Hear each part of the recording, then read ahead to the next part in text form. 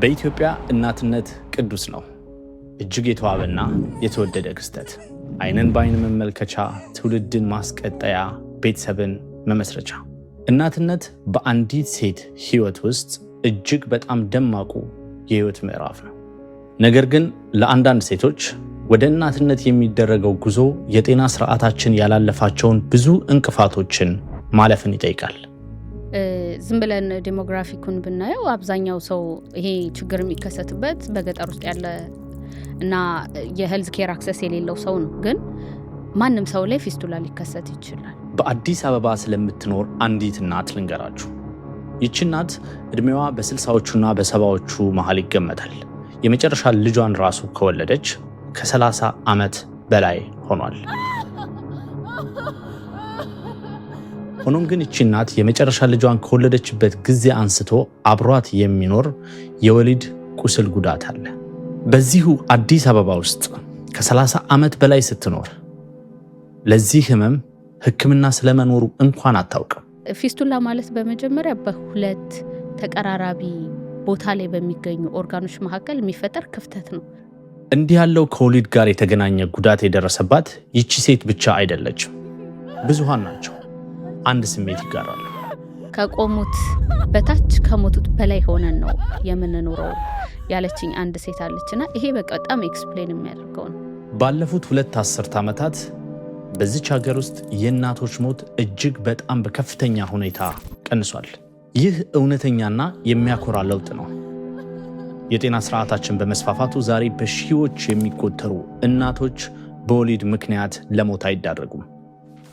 ብዙ ወላጆች ጨቅላ ልጃቸውን ለመታቀፍና የመሳምን ጸጋ አግኝተዋል። አሁንም ግን ብዙ እናቶች የዚህ በረከት ተካፋይ አልሆኑ። አሁንም ብዙ እናቶች በአደገኛ ሁኔታዎች ውስጥ ያልፋሉ። ዛሬ የማወራችሁ ይህ የለውጥ ብርሃን ስላልደረሳቸውና ይህን ችግር ለመቅረፍ መደረግ ስላለበት ነገሮች ነው። ይህ አትሮን ነው። እኔ ቢንያም ነኝ። ክፍል 1 የማይታየው ቁስል። ዶክተር ጥበብ ዜና የእድሜዋን ግማሽ ያሳለፋችው በማዋለጃ ክፍሎች ውስጥ ነው። ማይ ኢንታየር አደልትሁድ የኖርኩት ያው ሚድዋይፈሪን በመስራት ሚድዋይፈሪን በመማር በማጥናት ነው። የእናቶች ጤናን በአጠቃላይ ሚድዋይፈሪን ብቻ ሳይሆን በጎንደር ዩኒቨርሲቲ ውስጥ በሕክምና ባለሙያነትና በመምህርትነት አገልግላለች። ባለፉት 2 አስርት ዓመታት ኢትዮጵያ ከ40,000 በላይ የጤና ኤክስቴንሽን ሰራተኞችን አሰልጥና በየገጠሩ ውስጥ ታሰማራ። ጥበብ ይህንን መስፋፋት በስርዓቱ ውስጥ ሆና ተመልክታለች። በዛው ልክ ገና ያልተፈቱትን ችግሮችም በተጨባጭ አይታቸዋለች። አሁንም አንዳንድ እናቶች ያለምንም እርዳታ ለቀናት በምጥ ይሰቃያሉ። አንዳንዶቹ ደግሞ እንደ ጤና ባለሙያም ሆነ እንደ እናት ፈጽሞ ሊደርስ አይገባም የምትለውን አይነት ጉዳት ያጋጥማቸዋል። ፌስቱላ። ይሄ የፊስቱላ አይነት አንደኛ የሂውመን ራይት ቫዮሌሽን ነው።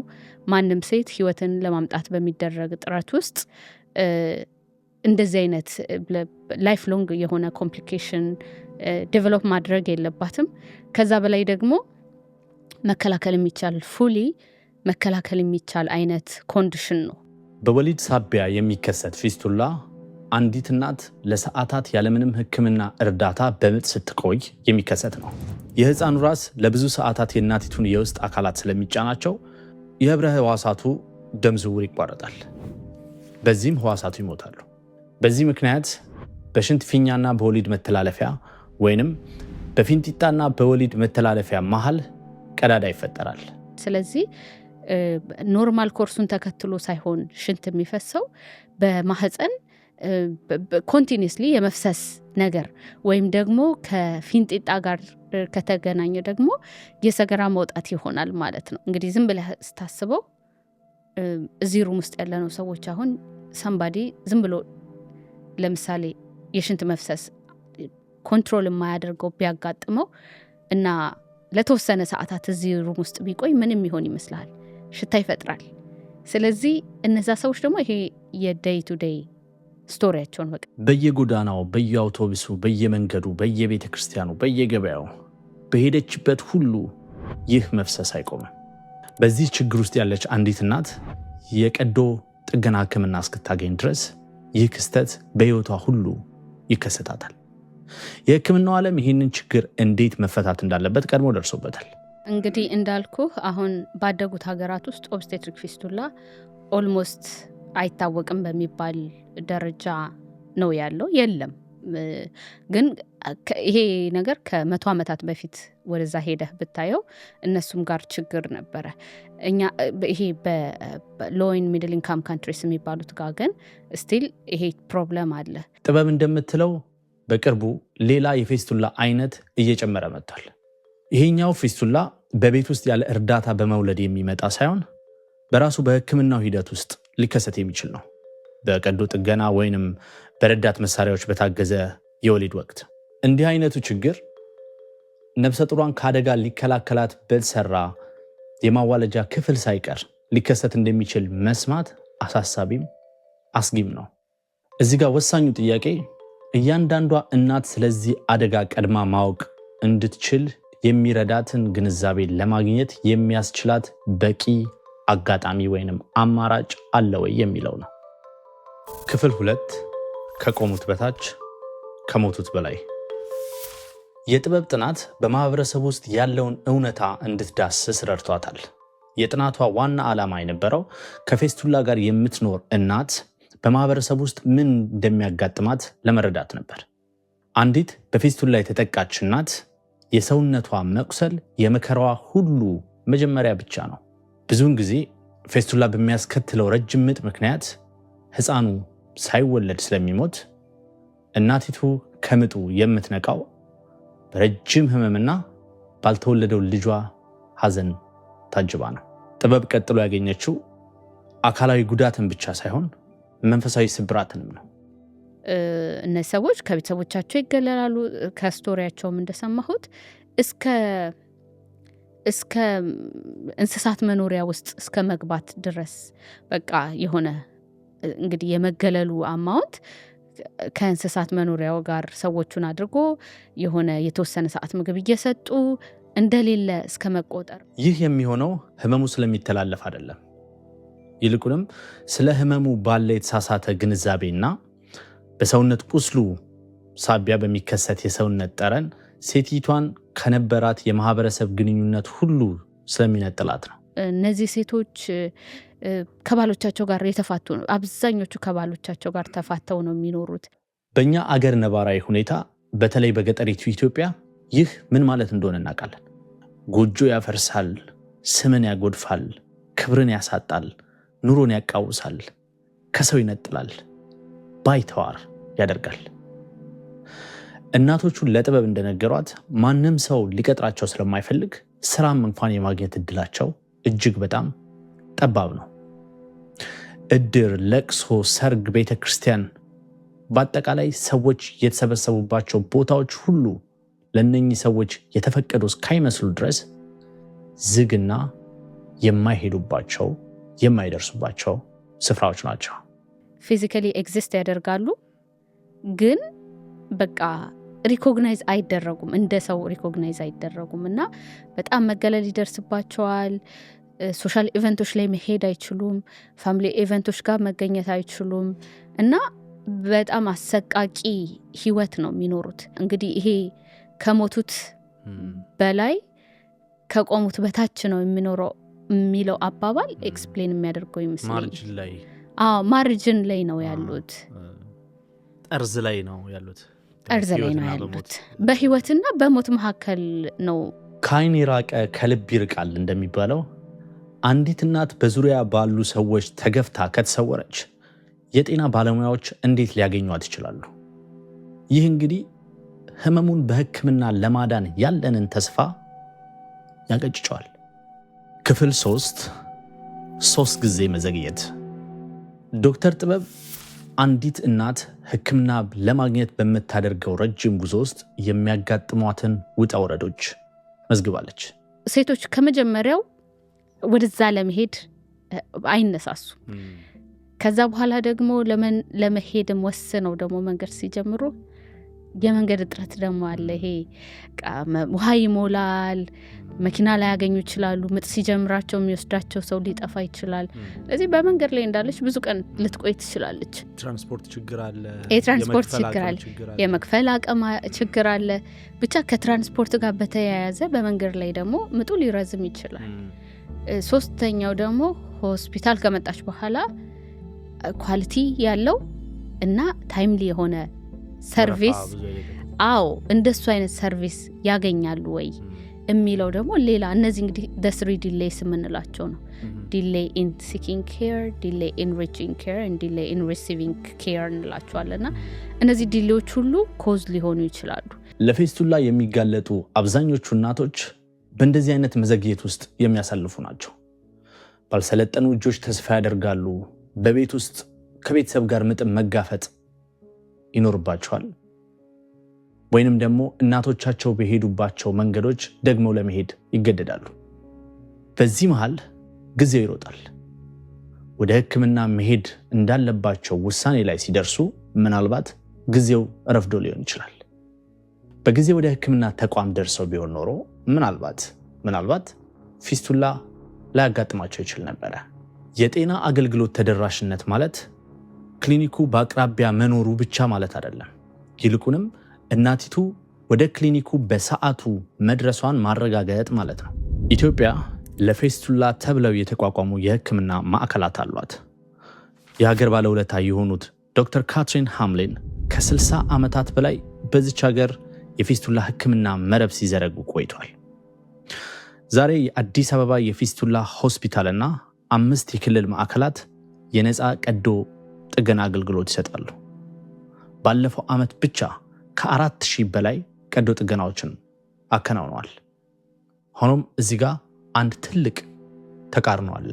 አንድ ሰው ሪሰርችን እዚህ ላይ ነው የምሰራው ስለው እንዴ ፊስቱላ ስቲል ኢትዮጵያ ውስጥ አለ እንዴ ብሎ ጠይቆኛል። እናቶቹ ብቻ አይደሉም ካይኔ ራቁት፣ ችግሩ ራሱ ስለመኖሩ በአግባቡ አልተገለጸም። በኢትዮጵያ 4ቱም አቅጣጫዎች ከ40,000 በላይ የጤና ኤክስቴንሽን ሰራተኞች ይንቀሳቀሳሉ። በወረቀት ላይ 97% የሚሆነው የአገራችን ክፍል እነዚህን ባለሙያዎች አግኝቷል።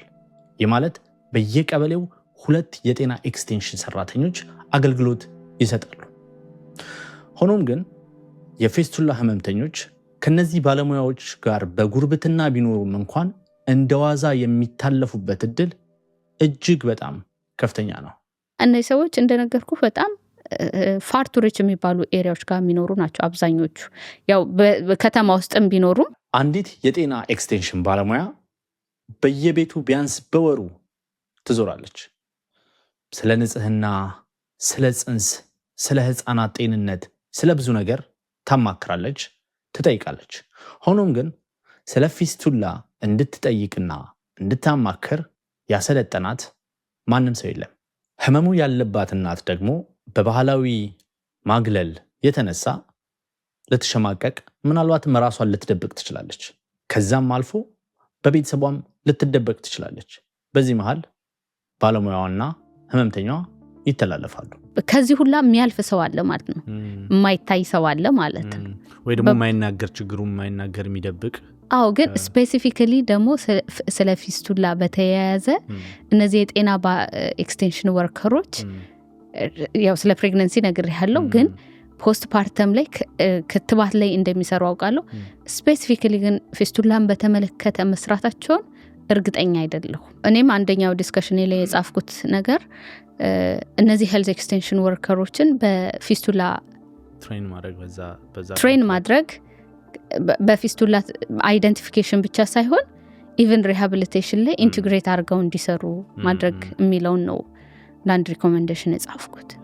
ክፍል 4 የተዘነጋሽበት ግብዣ። በምጥ ላይ ያለች እያንዳንዷ እናት በጊዜው ወደ ሕክምና ማዕከል መድረስ ከቻለች፣ ደርሳም በአፋጣኝ እርዳታ ማግኘት ከቻለች የፊስቱላ አደጋ በእጅጉ ይቀንሳል። የጥበብ ጥናት የሚነግረን ይሄንን ነው። የሕክምና ተደራሽነት ሁሉንም ነገር ይቀይራል። ነገር ግን ሁሉም እናቶች የሚያጋጥሟቸው መሰናክሎች ተመሳሳይ አይደሉም። ለምሳሌ ለአካል ጉዳተኛ እናቶች ችግሩ ፈተናው የሚጀምረው ከመጀመሪያው ነው፣ ገና እርግዝናው ከጀመረበት ጊዜ። ዶክተር ዳዊት ገበየው የተወለደው ጎንደር ነው። በክሊኒካል አዋላጅነት በሁመራ የመጀመሪያ ደረጃ ሆስፒታል አገልግሏል። በዚያ ጊዜ ብዙ የአካል ጉዳተኛ እናቶችን የማገልገል እድል ነበረው። የጤና ተቋማቱ እነዚህን ሰዎች በአግባቡ ለማስተናገድ ቢጥሩም ብዙ ችግሮችና ጉድለቶች እንዳሉባቸው ዶክተር ዳዊት በልምድ በቅርበት ያውቀዋል። ካለኝም ልምድ የተነሳ ሪሰርች ላይ ሳይ ኢትዮጵያ ውስጥ በተለይ ገጠር አካባቢ ላይ የእነዚህ እናቶች የአካል ጉዳተኛ እናቶች የእናቶችን ጤና እንዴት እንደሚጠቀሙ ጥናት የለም። እንግዲህ በሚድዋይፍ ስሰራ የገጠሙኝ እናቶች አሉ። አይነ ስውራን፣ መስማት የተሳናቸው እናቶች ገጥመውኛል እና የጤና ተቋማት ያላቸውን አቅም ከልምድም አንጻር ለአካል ጉዳተኛ የሚሰጡትን አገልግሎት አቅማቸውንም እውቀቱ ስለነበረኝ እሱን ለማጥናት ተነሳሳው። ዳዊት በጎንደር ገጠራማ አካባቢ የሚኖሩ 12 የአካል ጉዳተኞችን ባካተተበት ጥናቱ እነዚህ ሰዎች በጤና ተቋማት ከሚያጋጥሟቸው ችግር ባለፈ በማህበረሰባቸው ውስጥ የሚያጋጥሟቸውን ፈተናዎችና ጫናዎች ለመረዳት ገጠር ድረስ ሄዶ ነበር። ለእነዚህ እናቶች እንዳልከው አንተም እንዳነሳው የማህበረሰቡ ጫና እጅግ በጣም ከባድ ነው። በእኔ ጥናት ላይ ያገኘሁት እሱ ነው። እናቶቹ ለምን፣ እንዴት፣ በምን ሁኔታ ረገዝሽ፣ ማን ሊያሳድግላት ነው፣ ሰውነቷ አካሏ ላይ ያለው ጉዳት እናት መሆን ያስችላታል የሚል ጥያቄ፣ ሐሜት፣ አንዳንዴ ራሱ በአካባቢያቸው ላይ የተለየ ሰዎች የተለየ መሳቅ የማሾፍ አይነት ነገር አሳይተውናል፣ ያሳዩናል። ይህ በጣም ለእኛ ከባድ ነው። እስከ ማልቀስ ደረጃ ድረስ የደረሱ እናቶች ነበሩ በጥናቴ ላይ። ልክ አንድ አካል ጉዳተኛ ሴት እናት የመሆን ምንም መብት የሌላት ይመስል አንዳንድ እናቶች ምን ይላሉ? እርግዝና እስከ ወልድ ድረስ ባለው ጊዜ ውስጥ እቤቴ ባልወጣ ሰው ባያይ። ስለዚህ እነዚህ እናቶች በዛ ወረዳ ውስጥ ሲኖሩ 9 ወሩን ተደብቀው ማሳለፍ ነው የሚፈልጉት። ሆኖም ግን አብዛኞቹ ተስፋ አይቆርጡም። በተለይ 12 እናቶችን ያካተትኩት ጥናት ውስጥ ከነዛ ውስጥ ወደ 8 የሚሆኑት እናቶች ከፍተኛ የመውለድ ልጅ የማሳደግ ጠንካራ ፍላጎት ነበራቸው። ይሄ ደግሞ ምንድነው? በማህበረሰቡ ላይ ቦታ ይኖረኛል፣ እንደ እናት እታያለሁ። ይህን ያለውን ሀሳብ በማህበረሰቡ ውስጥ ያለውን ለሱ የሚያካትል ሀሳብን ለማስቀረት ልጅ ወለዳለሁ፣ እኔ ይታያለሁ የሚል ሀሳብ አላቸው።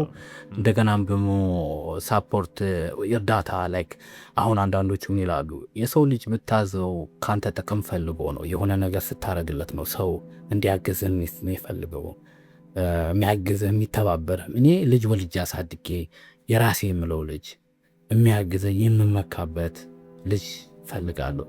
የሰውን አይንና ክፉ አንደበት ሁሉ ተቋቁመው የሕክምና ክትትላቸውን ለመጀመር ሲቆርጡ ግን ነገሮች መወሳሰብ ይጀምራሉ። እነዚህ እናቶች በተለይ በጣም ሩቅ የሆነ የገጠር ቦታ ላይ የሚኖሩ እናቶች የመጓጓዣ ትራንስፖርት አልነበራቸው። ስለዚህ የገጠራማነቱ ራሱ የተለያየ ትራንስፖርት አማራጮች እንዳይኖራቸው አድርጓል። የመኪና አገልግሎት የትራንስፖርት አገልግሎት ማጣቱ እነዚህን ባጃጆች እንዲጠቀሙ አስገድዳቸዋል። ባጃጆቹን ደግሞ ለመጠቀም ባጃጆቹ ኮንትራት ነው የሚጠይቋቸው።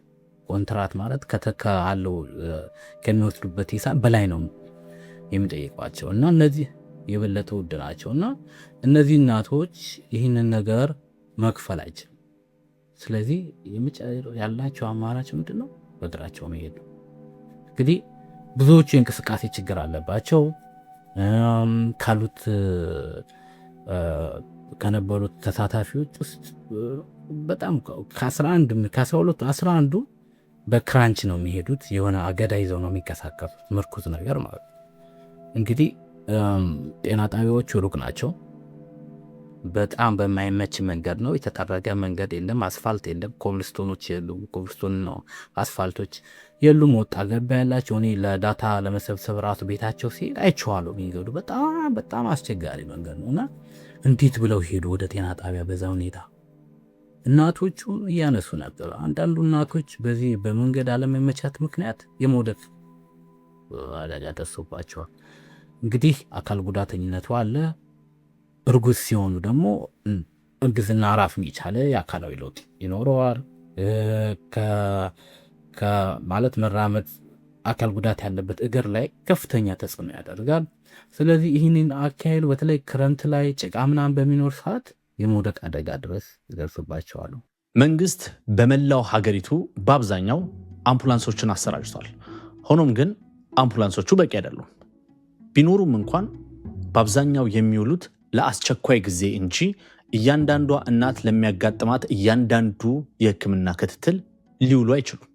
በመንግስት ተቋማት ውስጥ ከሚወልዱ እናቶች ግማሹ ያህል እንኳን ይህንን የአምቡላንስ አገልግሎት አያገኙም። የማወራላችሁ አንዲት በዱላ ተደግፋ ወይንም በክራንች ታግዛ ምናልባት በዊልቸር ተጭና ካልሆነም ደግሞ በእጅና በእግሯ እየዳች ስለምትራመድ ነፍሰ ጡር ነው። በዚህ አይነት ሁኔታ ውስጥ ያሉ እናቶች በማህፀናቸው የተሸከሙትን ውድ ነፍስ የጓጉለትን የአብራክ ክፋይ ወልዶ ለመሳም ክትትል ማድረግ ግድ ይላቸዋል። እናም መንገድ ባይኖርም መንገድ ይወጣሉ። መገለሉን፣ አሽሟጣጩን፣ አስቸጋሪውን የትራንስፖርትና የመንገድ ሁኔታ ሁሉ አልፈው በመጨረሻም ከሕክምና ባለሙያ ፊት ይቆማሉ። ነገር ግን ሌላ ተግዳሮት እንደሚያጋጥማቸው አያውቁ። ከፍተኛ የሆነ ረጅም ሰልፎች ይጠብቋቸው። እነሱ ደግሞ ምንድነው ተዳፍተው ካርድ አውጥተው ወደሚታዩበት ክፍል ለሚሄዱ። ስለዚህ እዛ ላይ ለእነሱ ቅድሚያ የሚሰጥበት አሰራር የለም። ከሰልፉ ባሻገር ከጤና ጣቢያ ሰራተኞች፣ ከነርሶች፣ ከሚድዋይፎች የሚደርስባቸው የአመለካከት ችግር አለ። እነዚህ እናቶች ምንድን ነው እንዴት ልትወልድ ነው ምን ያደርግልሻል ልጅ የሚል አመለካከት ይገጥማቸዋል። አንቺ ራስሽን ሳትቺ እንዴት ነው ልጅ የምትወልጂው የሚል አይነት የአመለካከት ችግር አለ። ይህንንም ሁሉ ያልፋሉ በከባድ ትዕግስት፣ ምናልባትም በቁጭት እና በብዙ እንባ፣ በባይተዋርነት ለጉዳታቸው በማይመቹ ወንበሮች ላይ ቁጭ ብለው ይጠብቃሉ። ለጥያቄዎች ሁሉ መልስ እንዲሰጡ ይጠበቅባቸዋል። በዚህ ሁኔታሽ ልጅ ቢቀርብሽስ? ለመሆኑ አባቱን ታውቂያለሽ? ትዕግስትን የሚፈታተኑ ልብን የሚያደሙ በጣም አስከፊ ጥያቄዎች። ባለሙያዎቹ ክፋት አስበው ላይሆን ይችላል። ነገር ግን ጥያቄዎቹ ከስነ ምግባር ያፈነገጡ ናቸው፣ መብትንም ይጋፋሉ። እናም ችግሮችን ሁሉ ተጋፍጣ የመጣች አንዲት እናት የማትገፋው ከባድ የስነ ልቦና ጥያቄ ውስጥ ፈተና ውስጥ ትወድቃለች። በራንዷ እናት አስታውሳለሁ። በእርግዝና ሰዓት የደም ግፊቷ ጨምሮ በየጊዜው እየሄደች ደም ግፊቷን ትከታተል ነበርና የሆነ ጊዜ አንድ ጤና ባለሙያ ከፊቴ ላይ በር ዘጋብኝ። ያኔ ያለቀስኩት እንባ እኔ አይረሳኝም እያለች ነበር ነው። አንዲት አካል ጉዳተኛ ነፍሰ ጡር ከፍተኛ የጤና እክል ገጥሟት ሳለ የሚሰጣት ምላሽ እንዴት በር መዝጋት ሊሆን ይችላል? የተሳሳተ ግንዛቤ፣ በቂ እውቀትና ስልጠና አለመኖር፣ ወይስ አድሎ እና ማግለል? አንዱ ወይም ሁሉም ሊሆኑ ይችላሉ። ሆኖም ግን ይህ የሚያጋጥማቸው እናቶች አንድ ሳይሆኑ እልፍ ናቸው። አሁን አንድ እናት ዊልቸር የምትጠቀም እናት ነበረች እና በዊልቸር እየተገፋች ከደረሰች በኋላ ወደ ክትትል ክፍል ወይም ካርድ ክፍል የምታወጣበት ክፍል ላይ ለመድረስ እንደዚህ ተሸክመዋል። በሁለት በሶስት ሰው ነው እንግዲህ ያን ደረጃ የሚያስወጣት ማለት ነው። ስለዚህ አሰራር የዚህ አማራጭ ለዊልቸር ተጠቃሚ አማራጭ እንትኖች የሉ፣ ማሳለፊያ መንገዶች የሉም። ሌሎችም እንደዚህ ክራንች ይዘው የሚሄዱ ላይክ በአንድ እጃቸው ክራንች ይዘው በአንድ እጃቸው እንዲህ ተደግፈው የሚወጡበት ምንድነው ሃንድ ሬልስ ነው የሚባሉት መሰለኝ እና የእጅ መያዣዎች የላቸውም ጤና ጣቢያዎች። ከዛ በተጨማሪ እንግዲህ የእርግዝና ክትትልና ወሊድ ምን አለው መሰለ እርግዝና ክትትል ስትል እኔ ስለሰራሁበት ምንድነው አንዲት እናት መጣ የፊዚካል ኤግዛሚኔሽን አይሉ ነው እንግዲህ አማርኛ ተርሙ ማለት የእርግዝናውን ሐኪም በእጁ እየዳሰሰ ያለችበትን የመላ ሰውነቷን እየዳበሰ ምርመራ ያደርጋል። በዛ ሰዓት እንግዲህ ለመመርመር አልጋዎቹ ላይ ተኝታ የምትመረመሮች እና ስለዚህ አልጋዎቹ እንትን አይደሉም ላይክ ሳይዛቸው ከፍና ዝቅ ማለት የሚችል እነሱ ራሳቸውን ችለው እንዲወጡባቸው እንዲተኙባቸው የተሰሩ አይደሉ። ይህ ሌላ ችግር ነው። እንግዲህ ሲወልዱ እግራቸውን ይደግፍላቸው የሚችል የተለያየ ከዘመኑ ቴክኖሎጂ አዳፕተብል አይደለም። ይህም ራሱ ሌላ እንከን ነው። እንግዲህ በእኔ ጥናት ያየሁት ይህ በቂና ቆንጆ የጤና ተቋማት ስለሌሉን የመጣ ችግር አይደለም። ይህ ተቋማቱ ገና ሲታሰቡና ሲነደፉ የአካል ጉዳተኛ ታካሚዎች ሊመጡ ይችላሉ በሚል ሐሳብ ውስጥ ስለማይተሰሩ ነው። ሁሉንም ሰው እኩል ሊያስተናግድ በሚችል አቃፊና አካታች ሐሳብ ውስጥ ስላልታነጹ ነው። ጤና ጣቢያዎቻችንን በረጃጅም ደረጃዎችና በጠባብ በሮች፣ ፍጹም ምቹ ባልሆኑ ሽንት ቤቶችና አድካሚ አስተዳደራዊ ውጣ ወረዶች እንዲሁም ስለ አካል ጉዳት በቂ ግንዛቤ በሌላቸው ባለሙያዎች አዋቅረን ስናበቃ አካል ጉዳተኞች ጤና ጣቢያዎችን የመጎብኘት ልምድ የላቸውም ስንል ምንኛ ስላቅ ነው። ክፍል 5 የመፍትሄው አቅጣጫ። ሁለቱ ተመራማሪዎች ጥበብና ዳዊት ከተለያየ የጥናት አቅጣጫ ተነስተው ወደ አንድ መዳረሻ ደርሰዋል። ጥበብ እጅግ የተዘነጋን ጉዳይና ከጤና ስርዓታችን እይታ የራቁ የፊስቱላ ህሙማንን አናግራለች። ዳዊት ደግሞ የጤና ተቋሞቻችን በምቾት ሊያስተናግዷቸው ያልቻሏቸውን አካል ጉዳተኛ እናቶችን ህይወት ዳሷል። የጤና ስርዓታችን በጥሩ መሰረት ላይ የቆመና ችግሮችን ለመቅረፍ የሚችልበት መሰረታዊ ስሪት ያለው እንዲሁም ትልልቅ ውጤቶችን ያስመዘገበ እንደሆነ ይታወቃል። ጉድለቶችን ቶሎ ለይቶ ለመቅረፍ የሚያስችል ልምምድ ውስጥ ያለፈ እንደመሆኑ ችግሮችን ቶሎ ለመፍታት የሚያስችለው በቂ አቅም ስለመገንባቱ አያጠራጥርም። ከዚህ አኳያ እነዚህ ሁለት ተመራማሪዎች ያስመዘገቧቸውን ውጤቶች እንዲሁም ያሳዩትን የመውጫ መንገድ ተከትሎ መፍትሄዎችን ማፈላለግ እጅግ በጣም አስፈላጊ ይሆናል ማለት ነው። የፊስቱላ ትሪትመንት እሱን ከመከላከል ጋር ብናወዳድረው ትሪትመንቱ ብዙ ነው። ስለዚህ ሰዎች በመጀመሪያ እንዳይከሰትባቸው ማድረግ ነው ቤስት ስትራቴጂ። ከዛ ግን ከተከሰተ በኋላ ወደዚህ አምጥቶ እንዲታከሙ ማድረግ በጣም አስፈላጊ ነው። ይህ እንዲሆን ደግሞ ለማህበረሰቡ ቅርብ የሆኑ የጤና ባለሙያዎች ስለ ፊስቱላ በቂ ግንዛቤ ሊኖራቸው ያስፈልጋል። ስለ ችግሩ በአግባቡ ካልተረዱ ለመፍትሄው ዋና ተዋናይ ለመሆን ያዳግታቸዋል። አካል ጉዳተኞችንም በተመለከተ ተመሳሳይ ነው። ዳዊት ቃለምልልስ ካረገላቸው የጤና ኤክስቴንሽን ሰራተኞችና አዋላጆች መካከል በአብዛኞቹ ስለ አካል ጉዳተኞች አያያዝና ጤና ሁኔታ ምንም አይነት ስልጠና እንዳልወሰዱ ነግረውታል። ያየሁት ትልቁ ክፍተት ምንድን ነው?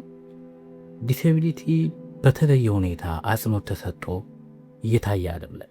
በቃ አሁን ለምሳሌ ሁሉን አቀፍ ለሁሉም ተደራሽ የሆነ የጤና አገልግሎት ብሎ ይጀምርልሃል። አሁን ይሄ የሄልት ሰርቪስ ትራንስፎርሜሽን ፕላን የሚባል አሁን በመጀመሪያ ጤና ደረጃ እንግዲህ ሊድ የሚያደርግ ተብሎ የሚታሰቡ ፖሊሲ ነው። እነዚህ ፖሊሲዎች እንግዲህ እንዳልኩ በቀጠቀለ ናቸው። አካል ጉዳተኛና ቅድም ያለን የማህበረሰባዊ አስተሳሰቡን እነሱ ላይ ያላቸውን የስነ ልቦና ጫና እያንዳንዱ ነገር እንደዚህ በቃ በደንብ ስፔሲፋይ ያደረገ እንትን የለው መምሪያ ይሰጥ። እዚህ ላይ ማንሳት ያለብን ቁም ነገር አለ። ሁሉም የጤና ባለሙያዎች ታካሚዎች ላይ በር አይዘጉም፣ ፊት አያጠቁሩም፣ ስላቅንና ትችትን አይሰነዝሩም። አንዳንድ ባለሙያዎች የመርዳት ፍላጎት በማጣት ሳይሆን አካል ጉዳተኛ ታካሚዎችን በምን መልኩ ማስተናገድ እንዳለባቸው ባለማወቃቸው፣ በቂ ቁሳቁስና ምቹ ሁኔታዎች ባለመኖራቸው የተነሳ ኃላፊነታቸውን በሚፈልጉት ልክ ላይ ወጡ ይችላሉ። አንዳንድ ባለሙያዎች ደግሞ ግዴታቸውን ሁሉ አልፈው በራሳቸው ተነሳሽነት አካል ጉዳተኛ ታካሚዎችን ለመርዳት ብዙ ርቀት ይጓዛሉ። ከራስ ተነሳሽነት የመጣ ሀዘኔታ ካልሆነ በቀር ማለት ሀዘኔታ ስለ እንደ ሰው አንዲት እናት እርጉዝ በመሆኗ ምክንያት ሀዘኔታ ያስፈልጋታል። ኮምፓሽኔት ኬር የሚባላል አሁን በእናቶች ጤና ዙሪያ ላይ እና ርህራሄ የተሞላበት የጤና ስህተት አካል ጉዳተኛ ስለሆኑ ሀዘኔታ ያስፈልጋቸዋል እያልኩ አይደለም። ግን ሁሉም እናቶች የእናቶች ጤና ማንኛውም ጤና ርህራሄ ያስፈልገዋልና ከዚህ ላይ ተነስተው ለአካል ጉዳተኛ እናቶች ፋርዘር ሂደው የስነ ልቦና ሁኔታቸውን የእንዴት ትራንስፖርቴሽን የማሳለጥ ሁኔታ ለምሳሌ ወደ ጤና ጣቢያ ሲሄዱ ትራንስፖርቴሽን እንዲያገኙ የራሳቸውን አስተዋጽኦ አምቡላንሶችን ተባብሯቸው ባካችሁ ካርድ ለማውጣት ሲሄዱ ራሳቸው ሄደው የሚያወጡ ጤና ባለሙያዎች አሉ። ይህ ከግል እንትን የተነሳ ነው እንጂ እንደ ሲስተም እና እነዚህ ሰዎች ጤና ባለሙያዎች ምንድነው ችግሩ የሚሉት እውቀቱ የላቸውም። ተላካል ቁራተን የለት በግል ተነሳሽነት ብቻ የሚደረግ እርዳታ ዘላቂ አይሆንም። እድል እንጂ አሰራር ልንለው አንችልም። የማናቸውም እናት ህይወት በእድል ላይ ሊንጠለጠል ደግሞ አይገባውም። ስለዚህ በእውኑ ምን ሊደረግ ይችላል የሚለውን በጥንቃቄ ልናጤን የሚገባው ጉዳይ ነው ማለት ነው። ቅድም ያነሳናቸው ችግሮች አሉ። በጣም ጊዜ የሚፈልጉ በጣም ብዙ ግብአቶች ሪሶርሶች የሚፈልጉ ችግሮች አሉ ያዩዋቸው። በዛው ልክ ተስፋ የሚሰጡ ደግሞ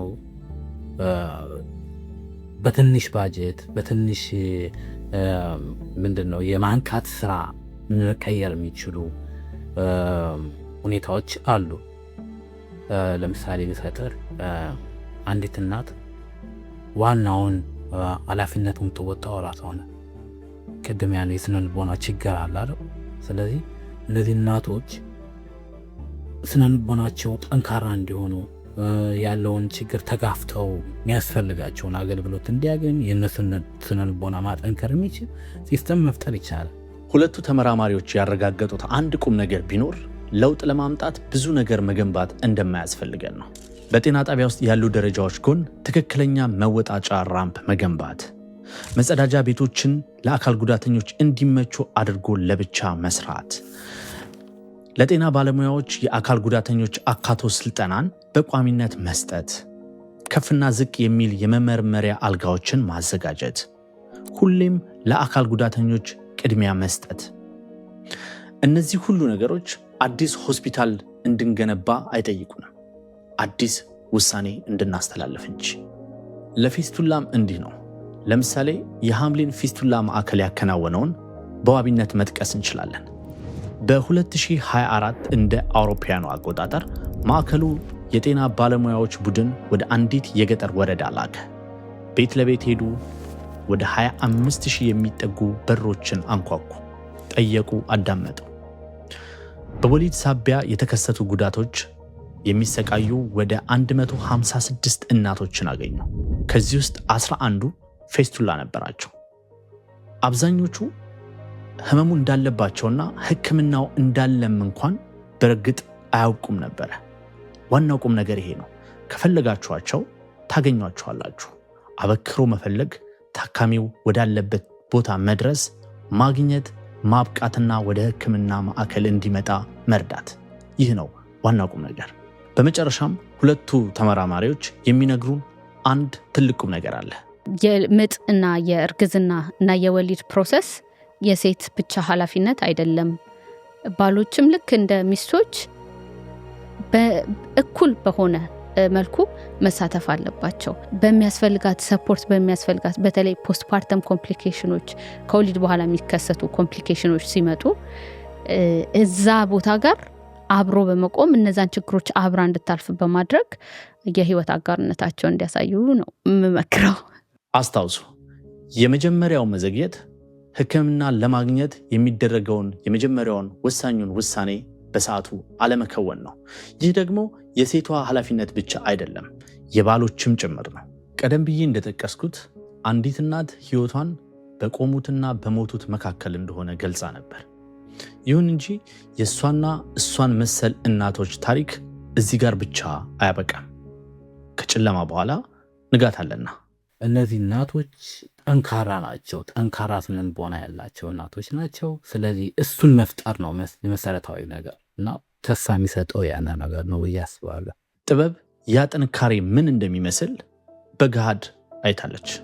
አንዲት ሴት የነገረችኝ ታሪክ 4 ዓመት በፊስቱላ ከቆየች በኋላ ሕክምናውን አግኝታ ድና ወደ ቤቷ ተመልሳ ስራ መስራት እንደጀመረች ኢቭን ከኔ ጋር ስንገናኝ የ6 ወር ልጅ ይዛ አቅፋ ነው የመጣችውና ፊስቱላ ፔሸንቶቹ ዳኑም አልዳኑም ለሌሎች ሰዎች ደግሞ ሕክምና እንዲያገኙ በጣም አድቮኬተርስ ይሆናሉና ያ በጣም ኢንስፓይሪንግ ነው። ለእናትነት አትበቂም የተባለችው ሴት ተስፋ አልቆረጠችም።